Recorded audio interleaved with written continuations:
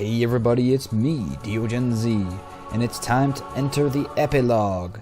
It's the end of the world. Spring has sprung once more upon us, and we start out with Infesty the worm. Infesty grows up. As have we. We have grown to know and love these goo, and now the familiar goo that we started with, the original black goo that we built up to the first pipe.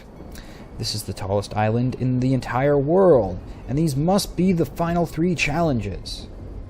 They will be very difficult. You'll have to leave some behind, but that's okay. We're all in it together. I can see you, the sign painter. The sign painter must be near. But yep, we're getting to the epitome, the peak of this island. I suppose epitome is not really the right term, but we're getting to the peak of this island, and our favorite goo that started us out with these reminiscent balloon goo that we've worked throughout numerous levels of this game are back in full force and action. And what we have to do is make Infesty the worm, which I guess this is the worm Infesty, grow up by adding more goo to it. And the way that we have to gain more goo in order for Infesty to grow longer is to do a drawbridge 360 kind of deal here, where we flip over the entire worm and then support it with balloons and extend it with the goo that we already have on this worm. Extend it so it can reach the other island platform there. That's the mechanic for this mission, and this is one of my favorite levels this game has to offer. This telescope at the top of the island was supposed to see very far, but it can't. When a large corporation mysteriously exploded, the sky became filled with dust and smoke, and nothing can see past it. If only the telescope could get a little higher, it might see what's up there and discover why the goo balls climb higher and higher. Closer and closer, the sign painter. Yes, closer and closer to victory we are, and beating every level in this game. But to do that, we have to get our goo to grow. Keep on going, keep on growing. I don't even really waste stretching out until we get to the next section. Instead, what I like to do is use the balloons to start to turn it. But when you get this large bend like that, it's a very dangerous situation. You got to be very cautious because it might bend so much that we don't have anything like a support over on that side to fully flip the worm. And some of the sleeping goo you have to get are balloons. I know it's hard to forget that those non-eye, inanimate object looking things that have inflatable air in them actually are goo balls, but you have to wake them up.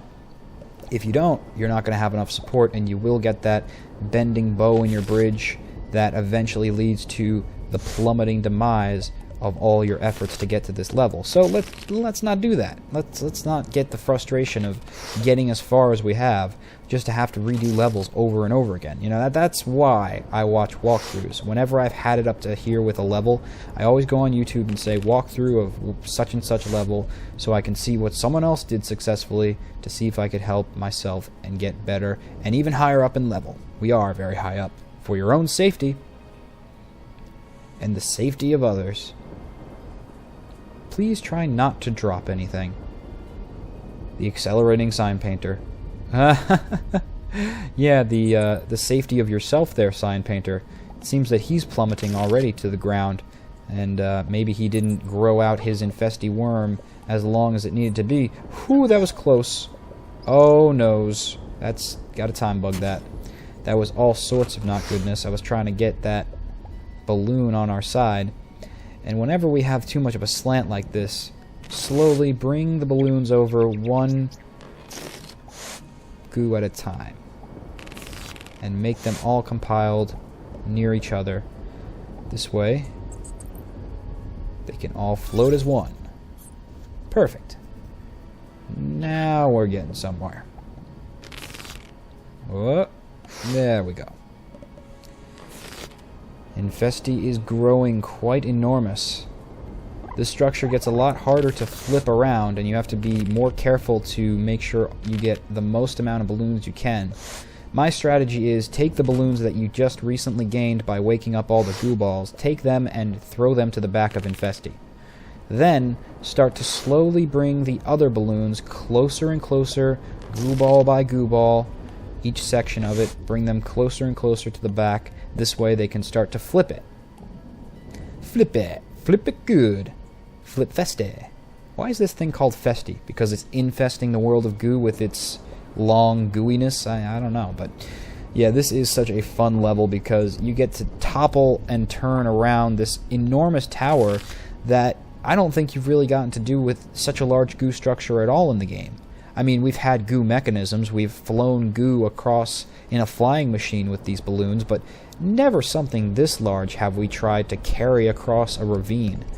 And with such few platforms, very little error room to make any mistakes in the way of no cliff sides to get some scaffolding on. And now, look at this, we just have to make a direct entry into that pipe. So be sure to carefully, I stress the word carefully, carefully build up your goo structure towards the remaining pipe distance, but also make sure the balloons are enabled. And if I could just get that last one, that'd be a big help. You need the balloons most of all near the pipe's edge. The closer to the pipe, the more levitation you need. And at this point, let's see what happens when we try and flip Infesty the worm. Do we have enough balloons to make him float? I mean, he's supported on the pipe suction. Yes, maybe we can get him to do another turn. Go, Infesty, go! Oh no. And as you can see, the balloons by themselves cannot pick up the entire worm. Oh yes, we did see this. The accelerating sign painter, that's right. I wonder if he's hit the bottom by now. Well, if he hasn't, then maybe that goo chain of a worm will get there before he does and give him something gooey and soft to land on. Alright guys, well that is Infesty the Worm in the first of the epilogue chapter. So in the next episode we'll progress upwards and see what we can do about extending the reach and vision of that telescope. We've gone so far. It would be messed up if the world of Goo Corporation still dashed the dreams of those goo balls by being smoggy.